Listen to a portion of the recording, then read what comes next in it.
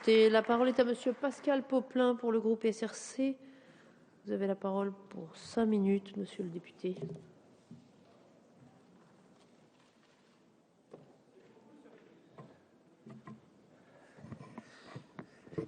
Monsieur le Président, Madame la garde des Sceaux, Monsieur le Président de la Commission des lois, Monsieur le rapporteur, mes chers collègues, nous poursuivons ce soir par l'examen de ce projet de loi relatif aux attributions du garde des Sceaux et des magistrats du ministère public en matière de politique générale et d'action publique, le travail législatif engagé hier lors de l'adoption en première lecture des articles du projet de loi constitutionnelle portant réforme du Conseil supérieur de la magistrature. Avec ces textes, nous portons une ambition simple, claire et forte, consacrée par la loi, qu'elle soit constitutionnelle ou pas, le principe de l'indépendance de la justice dans notre pays. Conforter des pratiques saines qui, certes, se sont construites dans une progression continue au cours des dernières décennies, mais dont la mise en œuvre demeure encore aujourd'hui soumise à la bonne ou moins sincère volonté du pouvoir exécutif du moment. Avec la candeur qui s'y est au néophyte, j'imaginais que nous saurions nous retrouver, au-delà des clivages partisans, dans l'émotion et le plaisir qui marquent les rares moments d'unité advenant dans cet hémicycle, autour de cette belle idée républicaine, consacrée dans le marbre de la loi l'indépendance de la justice en France. En lieu et place, nous avons eu droit hier, de la part de l'opposition, à un florilège d'arguments au petit pied, souvent contradictoires, les uns jugeant que nous proposions trop, quand d'autres disaient pas assez, certains nous trouvant trop précipités, à moins que nous ne soyons pas assez prompts. Derrière ce tir de barrage assez moyennement nourri sur le fond, affleuraient en permanence deux motifs indicibles. Le premier motif, largement partagé sur tous les bancs de la droite, relève d'une posture politicienne.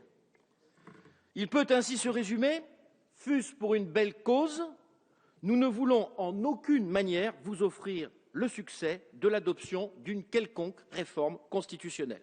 Et puisque nous avons le pouvoir numérique de bloquer toute réforme de cette nature, quel qu'en soit le motif, eh bien nous bloquerons. Triste stratégie, mais vous l'avouez vous-même. Le second motif, nous l'avons puissamment ressenti à l'écoute des interventions de ceux de nos collègues de l'UMP qui sont les plus désinhibés. C'est que, fondamentalement, pour une part d'entre eux, l'idée même d'indépendance de la justice les contrarie. Qu'un procureur ordonne souverainement une enquête préliminaire, puis ouvre librement une information judiciaire afin de faire la lumière sur les révélations médiatiques concernant Jérôme Cahuzac. D'accord. Et nous partageons cet avis. Mais qu'un collège de juges d'instruction ose mettre en examen Nicolas Sarkozy, alors là, non.